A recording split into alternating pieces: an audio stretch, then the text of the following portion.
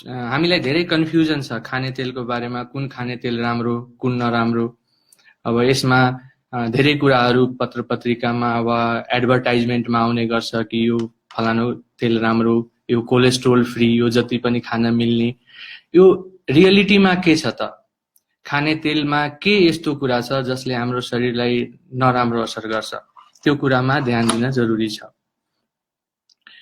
While खाने तेलमा सबभन्दा बढी फ्याट, लगभग 100% यसमा बोसो हुन्छ, फ्याट हुन्छ, जुन हाम्रो शरीरको लागि हानिकारक मानिन्छ। तर हाम्रो शरीरलाई फ्याटको पनि रिक्वायरमेन्ट हुन्छ। तर यदि हामी आवश्यकता भन्दा बढी फ्याट कन्ज्युम गर्यौं भने यसमा भएको क्यालोरीले हामीलाई मोटोपना को समस्या निम्त्याउँछ।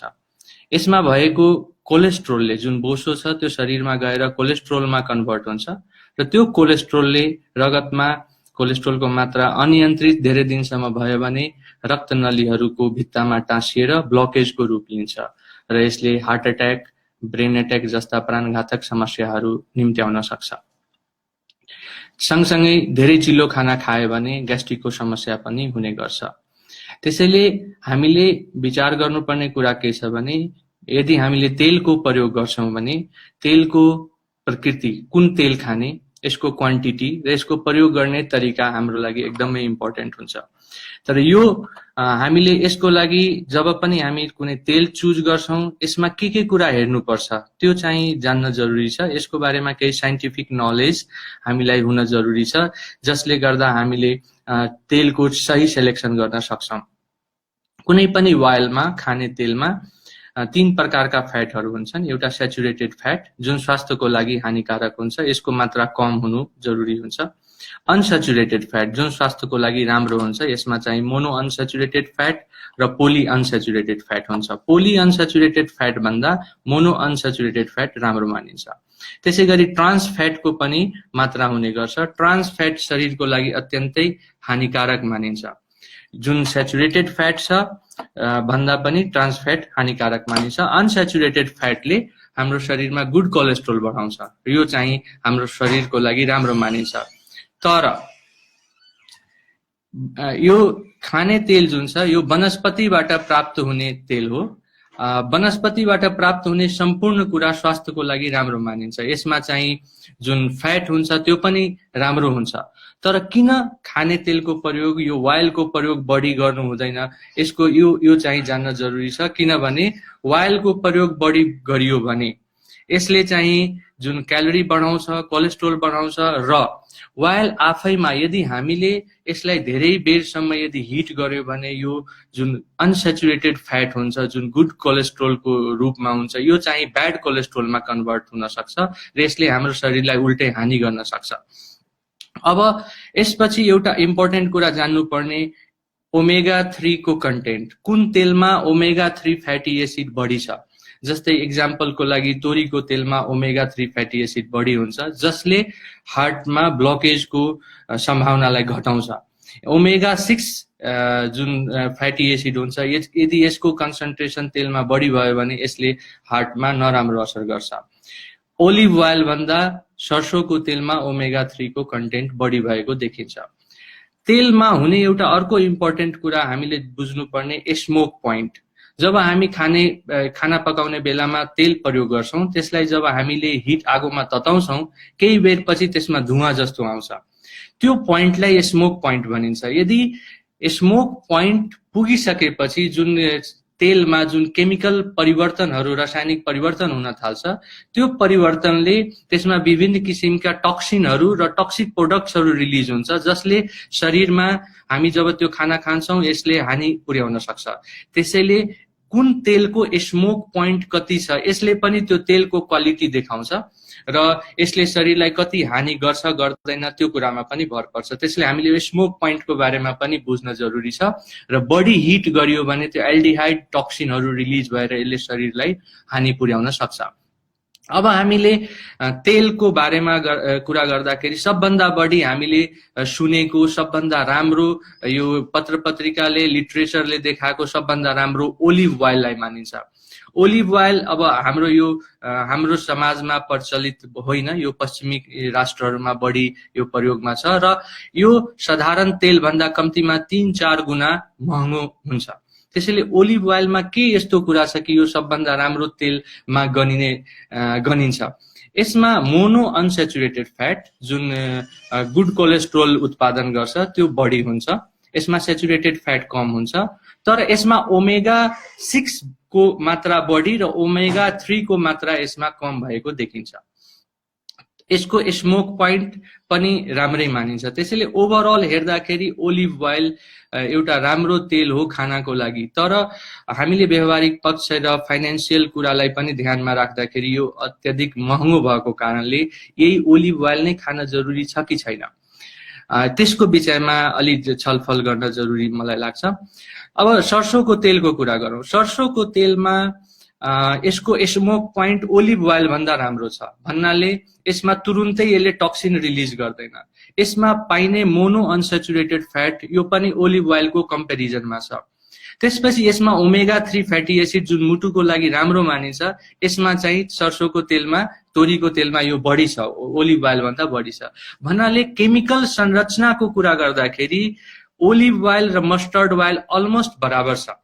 तर तपाईलाई यो कुरा सुनेर आश्चर्य लाग्ला कि अमेरिकामा ओलिभ ओइल ब्यान गरिएको छ, यो सरसोको तेल ब्यान गरिएको छ। एफडीए ले अमेरिकामा कुकिङको लागि सरसोको तेललाई प्रयोग नगर्ने चाहिँ नियम बनाएको छ। यसको कारण के रहेछ भने 1990 को दशकमा प्रयोगशालामा भएको खरायोमा गरिएको अनुसन्धानले के देखाएछ भने तोरीको तेलमा युरिक एसिड भन्ने एउटा केमिकल बढी हुन्छ जसले र्याबिटको शरीरमा नराम्रो असर गर्न सक्छ।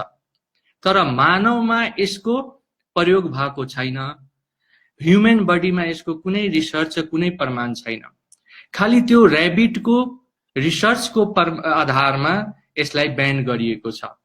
आजको दिनमा हामीले जब हेर्छौं कि यो एडभर्टाइजमेन्टमा बढी खर्च गर्ने, रिसर्चमा बढी खर्च गर्ने, पब्लिकेसनहरुमा पनि खर्च गरेर अनि यस्ता शोधहरु निकालेर व्यापारीकरण गरिएको पनि नौलो कुरा होइन, यो पनि पर्याप्त छ। तर हाम्रो क्षेत्रमा के छ भने हामी रिसर्चमा पछाडी छौं।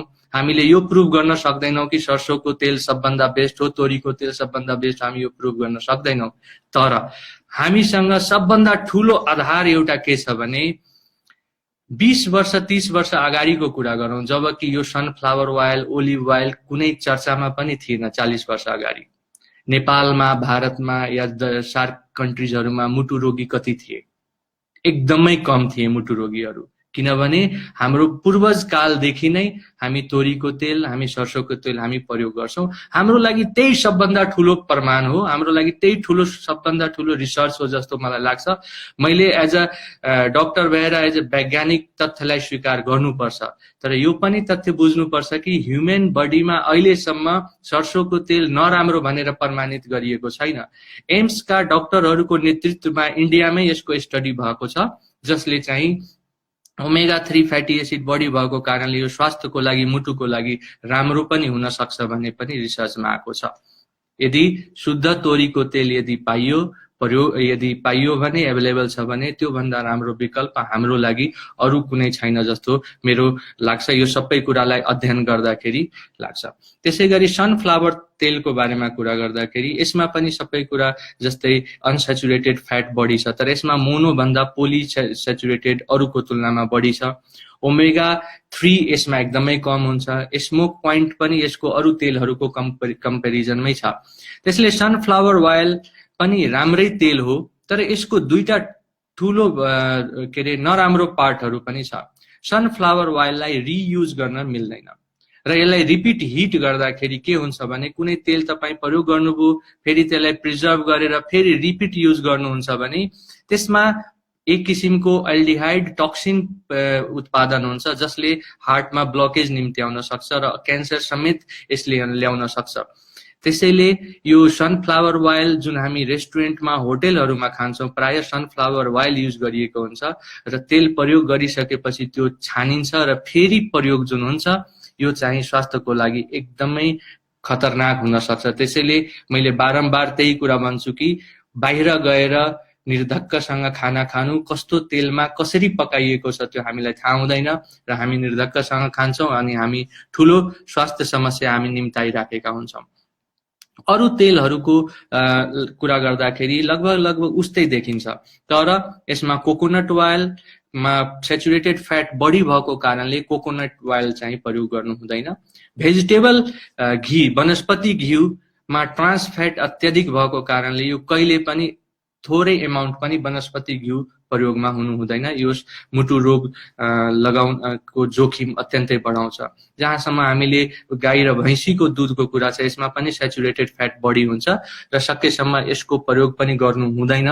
तर यो एकदमै नराम्रो पनि होइन। जसको कोलेस्ट्रोल कन्ट्रोलमा छ, जसलाई हार्टको प्रब्लम छैन, कहिलेकाहीँ टेस्टको लागि अलिकति लिँदाखेरि यसले खराब गर्दैन, तर धेरै एमाउन्टमा हामीले यो घिउ पनि खानु हुँदैन।